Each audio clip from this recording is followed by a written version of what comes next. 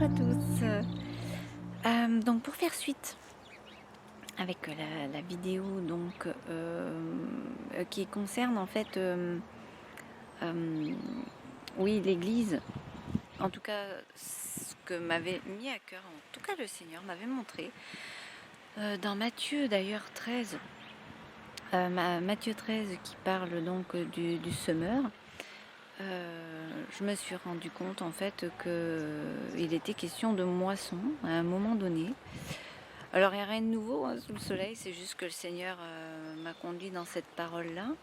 Et c'est vrai que quand je lui avais posé la question, qu'est-ce qu'on doit faire avec les frères et sœurs, comment on doit gérer certaines choses qui sont quand même de l'ordre de la difficulté quand même, on peut le dire. Et il m'a montré un tamis. Alors j'avais rien compris bien sûr parce que je m'attendais à une réponse, on va dire, autre que ça. Or ce, ce tamis en fait prend son sens en fait avec le semeur justement, où il parle en fait où il va y avoir vraiment une séparation en fait de l'ivraie et du bon grain. Alors ça m'a bien parlé. Et je prendrai ce verset en conclusion en fait par rapport à ces vidéos-là. Mais j'aimerais d'abord en fait qu'on reparle en fait de tout ce qui est la Babylone en fait. Qu'est-ce que la Babylone? Qu'est-ce que l'Égypte en fait? Qu'est-ce que toutes ces villes en fait que le Seigneur a fini par d'abord détester, n'a jamais aimé, mais en plus les a détruites. Donc pour retracer un tout petit peu, j'ai voulu faire ça parce que je me suis dit vraiment c'est intéressant dans le sens que qu'en fait ça a été des territoires réels dans la Bible qui ont été décrits, mais aussi ce sont en fait des territoires, je trouve, qui sont encore spirituels. Je voudrais vous conduire dans un parallèle en fait que j'ai pu percevoir, mais je vous dis, il n'y a rien de nouveau sous le soleil, c'est juste que moi je vous partage ce que j'ai perçu par rapport à ce verset biblique et par rapport notamment donc aux différents pays dans la Bible dans lequel le Seigneur en fait ne veut pas nous voir en fait. Donc si on regarde, on va faire un parallèle déjà, ça va être de voir les pays d'Égypte, Babylone, donc Babel, d'accord, Sodome et Gomorre, toutes ces villes en fait qui ont eu une connotation en fait, qui ont eu un impact en fait, dans la matière concrètement. Voir ça d'une manière spirituelle, c'est-à-dire voir ça d'une manière en fait dans nos églises aussi, parce qu'en fait c'est pas anodin en fait que Dieu ait parlé vraiment de ces choses-là, parce qu'on le vit encore finalement dans nos églises. Et donc du coup, il y a des caractéristiques en fait qui sont quand même pas négligeables, des caractéristiques auxquelles il va falloir qu'on prenne garde en réalité. Donc voilà. Donc tout ça pour dire qu'en fait, si on reprend par exemple l'Égypte, en fait c'était symbole d'esclavage, c'était symbole de travaux lourds, de chefs aussi qui étaient très sévères, qui étaient très brutaux aussi, Pharaon et tout ça. Ça a été des figures spirituelles donc de nations. Ça a été des figures de nations où en fait il était question en fait de pouvoir sur les habitants, de pouvoir sur les gens qui étaient tenus en esclavage et qui étaient tenus à des lourds travaux, à des lourds à des en fait à un esclavage à des chefs en fait, des chefs vraiment qui exerçaient vraiment leur pouvoir. Donc un pouvoir donc qui a mis en place aussi pour établir en fait tout un système. Ça a été un système qui a été en fait même décuplé dans les villes en fait. voilà, un système de pensée, une manière euh, de voir le pouvoir d'ailleurs. Euh, voilà, un pouvoir qui d'ailleurs euh, qui fait qu'il y a beaucoup de possession en fait, il y a beaucoup de sécurité aussi, parce qu'on se souvient dans la Bible que le peuple d'Égypte, bon, ils étaient esclaves certes, dans la souffrance et la brutalité certes, mais d'un autre côté, ils bénéficiaient des concombres, des oignons et toutes sortes de choses qu'ils ont su reprocher après à Moïse. D'ailleurs, voilà. Mais c'est une fausse sécurité en fait, c'est une sécurité assez illusoire et finalement ce sont des biens qui sont à un prix que l'on a vraiment à un prix au prix de sa vie quoi, quelque part quoi, avec aucune dignité, aucune considération. Voilà. Et on se souvient aussi que l'Égypte a attiré la maladie parce que en fait on a pu voir que Pharaon résistait à Dieu en fait et il maltraitait le peuple, il se servait du peuple en fait pour en tant qu'ouvrier quoi, voilà. Et ça a attiré des plaies, ça a attiré des maladies, voilà. Il y a pas eu, le peuple a énormément souffert de lèpre, de tout un tas de maladies à cause des dirigeants en fait de l'époque. Donc si on regarde tout ça, l'Égypte ne reflète pas la volonté de Dieu. C'est la mainmise en fait sur les biens du peuple, c'est la mainmise sur la liberté du peuple, la mainmise sur le corps même du peuple, parce qu'ils étaient battus, leur esprit était également sous dictature, voilà.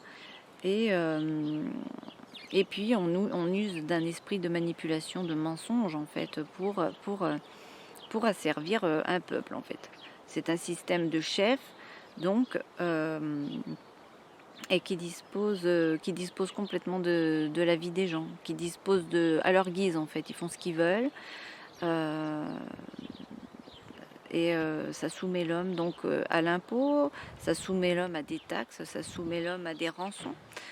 C'est tout un système en fait qui est à partir du moment en fait où l'homme a voulu des rois,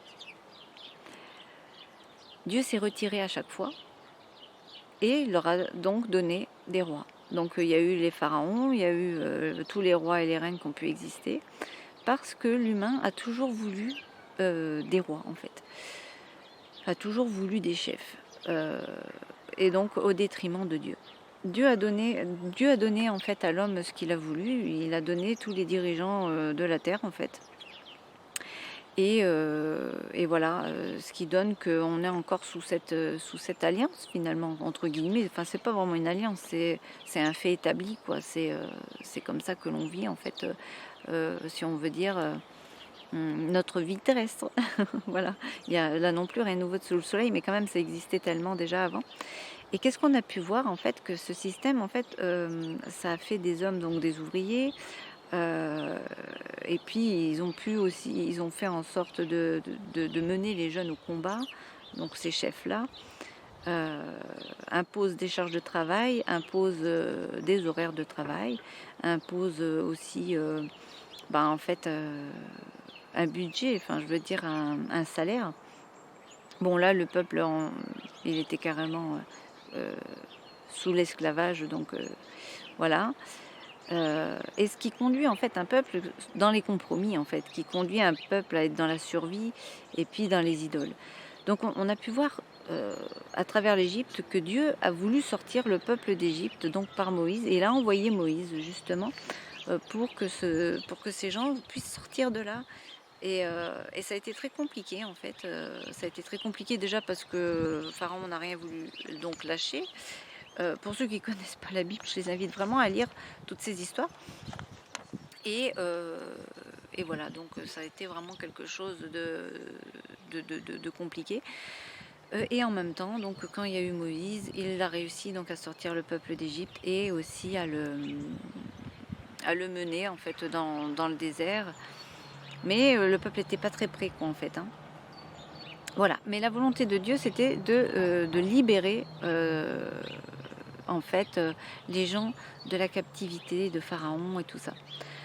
Après, on a pu voir qu'il y avait aussi l'histoire avec Babylone, Babel aussi, où en fait, Babylone, ça signifie en fait la porte des dieux, la porte des idoles en fait, la confusion, la grande prostituée, Babylone la grande, associée aussi aux fausses religions, euh, à la mère impudique aussi, et à la prostitution, aux adorations aussi des dieux, qui sont donc toutes autant de choses en abomination à Dieu, puisque ce sont des villes qui ont été faites pour atteindre leur Dieu, dont la tour de Babel. Voilà. Donc là aussi, ce sont des villes qui ont séduit énormément tous les rois de la terre quasiment, en mettant ainsi en place un réel pouvoir politique en fait, un pouvoir religieux aussi. Donc c'est symbole de l'orgueil, c'est symbole de l'idolâtrie. C'est l'homme en fait qui veut du pouvoir et se faire un nom en fait, en tout état de cause, en tout lieu, dès qu'il peut. Il veut être uni en fait à différentes, en fait, avec plusieurs personnes, faire des groupes. En fait, en fait, la Babylone, c'est faire un maximum d'unité dans, dans l'aversion à Dieu, en fait. Donc ils veulent un seul système, une seule pensée. Ils veulent rester donc regroupés pour construire ensemble un avenir. Donc voilà. Et ils veulent avoir les meilleures idées par eux-mêmes en fait. Ils veulent construire toutes choses par eux-mêmes. Ils veulent faire toutes choses par eux-mêmes. Donc pour construire vers leur Dieu, quoi. Donc aucune consultation vers l'Éternel. Donc ce sont des fausses religions. Ils n'ont aucune intimité avec Dieu, ils ne l'entendent même pas de toute façon. Ils ne veulent même pas l'entendre. Donc voilà, donc la Babylone c'est ça. Ce qui a résulté donc de la Babylone, bon, pour retracer un peu rapidement quand même, c'est que Dieu a confondu leur langage afin qu'ils ne puissent plus parler le même langage, qu'ils ne puissent plus s'assembler entre eux, qu'ils ne puissent plus se comprendre et qu'ils ne puissent plus avoir ce même système d'intelligence en fait qui les amenait de toute façon à la ruine. Donc voilà, donc il a confondu complètement leur langage et en fait il les a dispersés en fait parce qu'il ne voulait pas de cette unité. Et voilà, et c'est ainsi en fait que la Babylone en fait était l'apostat chrétien et la réplique en fait d'un même système. Donc ça on le voit aussi dans les églises en fait où en fait dans les églises et puis dans le monde en fait c'est un système de pensée en fait. On voit bien que Dieu est contre ça, Dieu est contre l'orgueil, Dieu est contre l'idolâtrie à un système en fait, voilà. Et on a aussi donc Sodome et Gomorrhe. Sodome qui voulait dire homme avec homme et Gomorrhe qui voulait dire maladie qui en résulte. Donc voilà, là aussi Sodome et Gomorrhe qui ont été complètement détruits parce que en abomination à l'Éternel, tout ce qui a pu en fait aller contre les lois de Dieu en fait, voilà. Donc elles ont tout en commun en fait qu'elles avaient du commerce, de l'industrie par exemple, du luxe, de la beauté. On façonne des briques, voilà, c'est ça l'industrie, quoi. C'était l'industrie par l'esclavage, quoi, que ce soit donc les Égyptiens. Mais pour construire ces villes, il a toujours fallu des esclaves de toute façon, ainsi que pour les rois, il a toujours fallu des esclaves. Donc il y a toujours eu cette notion de chef. Mais Dieu, à l'origine, en fait, il faut savoir que lui, il voulait pas de rois et de reines comme ça pour les gens. Il voulait simplement régner au milieu de nous tous. Sauf que, comme je le disais, l'homme n'a pas voulu de Dieu. Donc voilà, Dieu a donné des rois, on va dire. Ce qui a souvent causé, en fait, le malheur des gens, en fait. Et c'est tout un système de pensée en fait qui est basé euh, sur le fait que tout est identique en fait, tout doit se ressembler, tout le monde doit avoir la même pensée unique. euh, et, euh, et on doit faire les choses par soi-même, c'est-à-dire par notre bon sens. Euh, c'est une tentative en fait de l'homme euh, corrompu à échapper à Dieu en fait. La peur de l'homme en fait veut absolument un avenir parce qu'il a peur de la mort. Parce que pourquoi il a peur de la mort?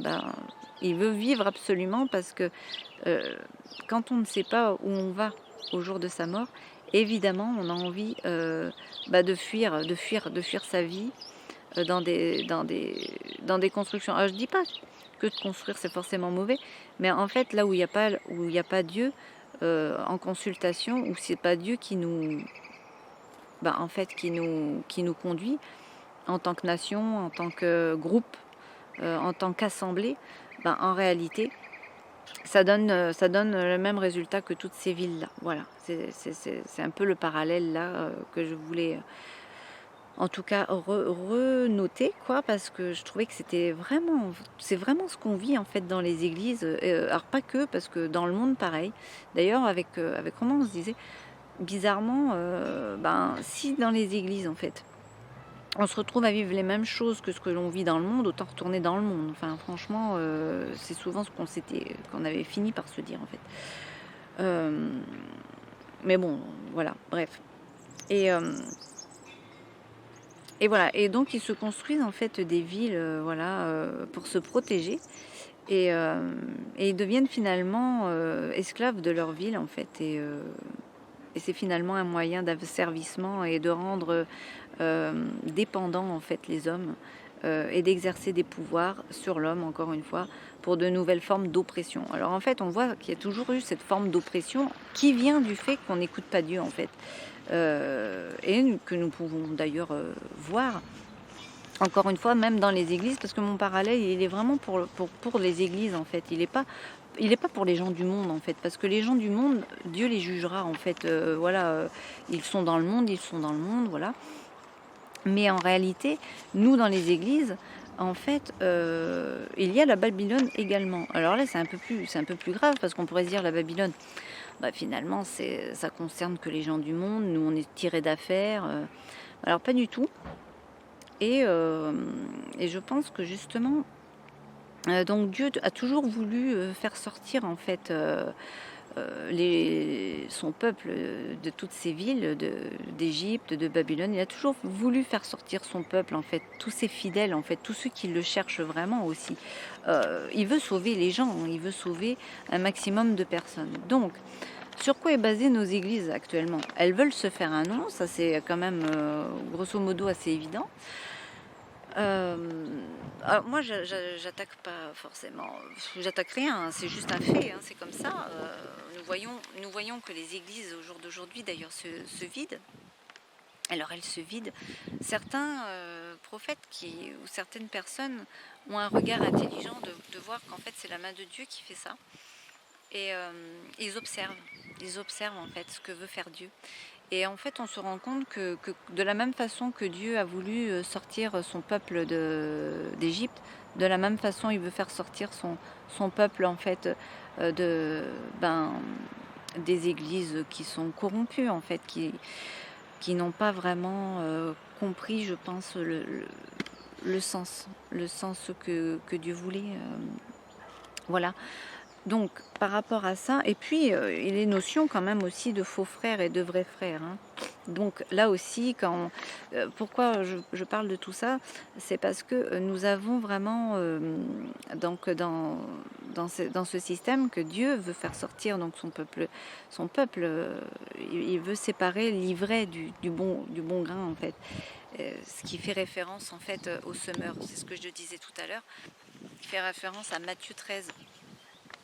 Et je me disais, finalement, si le Seigneur est en train de faire sortir les chrétiens qui veulent vraiment le suivre, des chrétiens charnels, je me disais, mais ça veut dire qu'on est bon déjà sur les temps de la fin, et on le sait, mais quand on lit Matthieu, on voit que ça parle de la fin quand ça arrivera, ces choses-là. Donc jusque-là, en fait, on peut dire que l'ivraie et le bon grain a pu cohabiter. On a vu que les églises étaient douées de mélange. On voit que le peuple souffre. Et je pense que les gens qui souffrent dans les églises, je parle de ceux qui souffrent, hein, parce qu'il y a des églises qui sont bonnes, bien sûr, très certainement, j'en ai pas vu, mais pas connues en tout cas. Et après, celles que je vois extérieurement, je les ai pas expérimentées pour savoir de quoi il en retourne concrètement. Donc voilà, je n'ai pas d'avis. Je pense qu'il y a des endroits où il y a des chrétiens qui s'épanouissent, c'est possible. Mais bon, moi j'ai pas vu. Voilà. Et en tout cas, dans les assemblées, dans les rassemblements qu'il peut y avoir, ben, en fait, je me rends compte que, ben, en fait, que Dieu ben, sort des gens, en fait. Il y a des mises à part, en fait, il y a des mises à part. Donc, voilà. Et donc, de la même façon, il a voulu mettre son peuple à part. Le Seigneur a toujours opéré de cette façon-là, en fait. Et il en résulte quand même à chaque fois de ce qu'il va y mettre un terme. D'ailleurs, quand il parle de l'ivraie dans le semeur, il va mettre un terme à l'ivraie, il sera assemblé et brûlé. Donc voilà, là aussi, voilà. Parce que Dieu n'aime pas ce genre d'assemblée, il ne s'y trouve souvent même pas. Alors, dans ce que je dis, je mettrai des versets bibliques, je les mettrai... si vous voulez lire à quoi ça peut faire référence dans la Bible, en fait, de ce à quoi je suis en train de parler d'une manière assez succincte et rapide en même temps, mais qui fait quand même le parallèle avec ce qu'on est en train de vivre de toute façon, et, et que pour tous les frères et sœurs qui vivent des tribulations, en fait, ben, dans l'Église même, en fait, et des oppressions même, je dirais, parce que souvent de fois, on voit que les chefs, en fait, là aussi, beaucoup de chefs en tout cas, sont très durs en fait avec les chrétiens. Et il n'y a pas trop d'écoute en fait, finalement, il n'y a pas trop d'écoute. On se demande même, qui sont les gardiens, enfin qui sont les vrais pasteurs en fait, qui s'occupent vraiment des gens, qui prennent le temps de parler avec eux, qui a envie vraiment d'aider. Voilà, parce que ce sont toujours des grands rassemblements. Et je pense que quand il y a des grands rassemblements, on ne peut pas s'occuper des brebis, en fait, tout simplement. On ne peut pas s'occuper des gens, à part par des prêches, mais pas dans leur vie personnelle. Une prêche, c'est pas écouter un frère dans sa vie personnelle. Donc voilà, je pense que ça, c'est un manque à l'Église. On a besoin que Dieu réside en fait au milieu des églises, quoi, vraiment. Et voilà. Donc depuis tout ça, c'est vrai que il faut vouloir vraiment quitter en fait ce genre d'asservissement en fait. Faut se rendre libre soi-même en fait. Ça semble rassurant d'aller dans des églises, mais en réalité, ça rassure qui? Ça fait quoi en fait? Ça fait quoi concrètement à la vie d'une personne? Parce que si c'est pour pas trouver Dieu même, ni même les fruits en fait de l'esprit, hein, vraiment, je veux dire, ça devient un peu compliqué. Et donc en fait, pour sortir de ces choses-là, il faut avoir envie de servir Dieu en fait, mais pas dans les églises en fait. Servir Dieu, c'est dans le secret de nos chambres en fait. C'est beaucoup plus subtil. On croit qu'il faut être dans les apparences, mais en réalité, pas du tout. Pas du tout, pas du tout. Et c'est ça, je pense, qui est un petit peu dommage, quoi, pour le corps de Christ, en fait. Et qu'il y a des gens qui souffrent dans les églises. Moi, je parle aux gens qui souffrent. Je parle pas à ceux qui s'épanouissent, qui ont vraiment des vrais dirigeants, des gens qui s'occupent d'eux. Je parle pas de ça. Moi, j'ai pas connu, donc je ne parle pas de ça. Et gloire à Dieu s'il y a vraiment encore des églises qui fonctionnent et qui ont ce genre d'assemblée. Mais on voit souvent que dans les assemblées, il y a beaucoup d'hypocrisie en réalité, de la même façon que Sodome et Gomorre, où en fait on ne peut pas parler des choses, c'est-à-dire que si on veut reprendre un frère ou une sœur, ben, en réalité on est taxé carrément d'être quelqu'un qui a une mauvaise langue, qui est négatif ou quoi que ce soit. Donc c'est assez spécial. cette oppression qu'il y a dans les assemblées, je parle parce qu'il n'y a pas que les églises, il y a aussi les églises de maison en fait, hein, où c'est qu'il y a vraiment euh, ce truc en fait de vouloir régner en maître en fait, et puis de voilà, de se faire un nom vraiment, ça on peut le constater.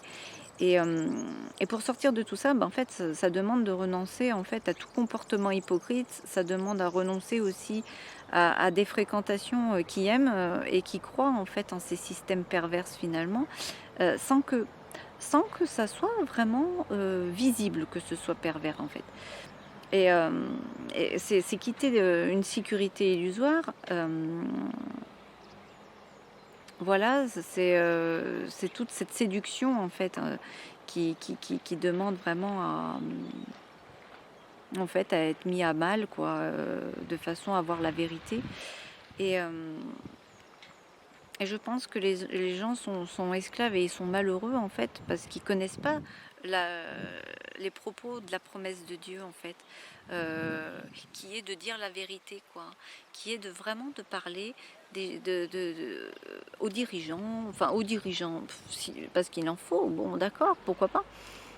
Mais en fait, entre frères et sœurs, il y a des dirigeants aussi, mais entre frères et sœurs, en fait, il devrait y avoir vraiment cette concertation, en fait, où on peut remettre euh, à plat les choses qui bloquent et qui coincent. Or, ce n'est pas le cas. Souvent, il y a de l'oppression, vraiment de la pression. Il y a ce que j'appelle du pardon déguisé. Le pardon fast-food, j'appelle ça, c'est le pardon sans repentance. C'est le pardon en fait, sans dire à son frère ou à sa sœur, je vais faire au mieux pour changer ce point. Voilà, en reparler, voilà, discuter. Parce qu'en fait, quand on discute de quelque chose, euh, c'est pas pour incriminer qui que ce soit. C'est pour que la parole de Dieu puisse s'exercer au milieu de l'assemblée. Donc, si ça, c'est pas possible en fait de mettre en place, je vois mal comment la présence de Dieu peut être dans ça. Et les gens qui sont dans Babylone, justement, ne voient pas ça. Ils ne le voient pas. Ils sont aveuglés. Ils sont vraiment aveuglés. Ils ont l'impression d'être dans leur toute puissance, dans leur toute vérité. Ils ont l'impression de définir le bien, le mal, selon eux.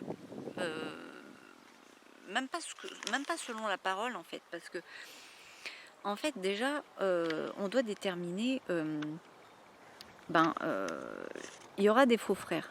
De toute façon, la parole ne nous le cache pas.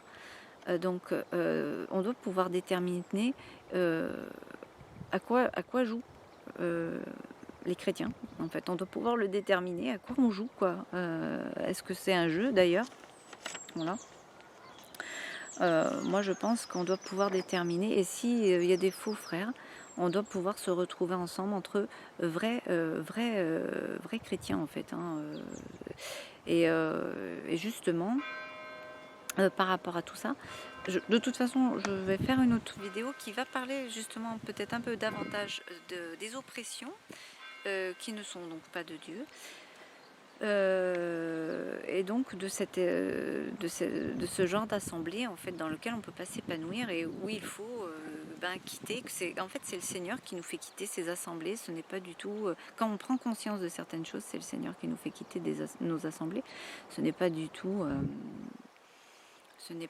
je veux dire, un effet de caprice, pas toujours en tout cas. Donc voilà, ce sont souvent en plus ces assemblées, ce sont des endroits où les chrétiens en fait ils sont attaqués d'une manière ou d'une autre perpétuellement. On se sert d'eux plus comme une rampe de lancement plutôt qu'un épanouissement mutuel, c'est-à-dire que il y a ce côté d'autoritarisme, de pouvoir sur l'autre, quoi. Donc voilà. Euh, et les chrétiens reçoivent des pressions en plus par-dessus le marché sur le fait qu'ils ne sont pas dans l'amour en fait s'ils disent les choses et s'ils partent. Donc c'est des chrétiens, ils ne sont pas dans l'amour et que en fait on n'ose même plus dénoncer les œuvres des ténèbres et pour garder le groupe soudé, hein. C'est-à-dire qu'on va faire des compromis et on va faire en sorte de ne pas trop parler pour que le groupe euh, religieux, si je puis dire, puisse tenir en fait, puisse encore rester uni.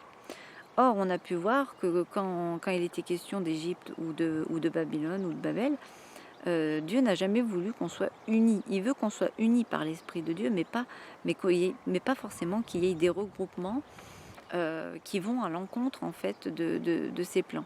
Donc, surtout de ses commandements, quoi. Donc normalement, ces commandements, c'est de pouvoir justement entre frères et sœurs se dire les choses librement, euh, tout à fait librement, et d'être très axé sur la parole justement, de qu'est-ce qu'on a compris alors de la parole, voilà. Bon, moi en tout cas dans les vidéos, je dirais ce que j'en ai compris de la parole. Et voilà ce que j'en ai compris en tout cas, de par les révélations, et puis de ce que le Seigneur a pu nous conduire dans certains versets qui en fait effectivement exposent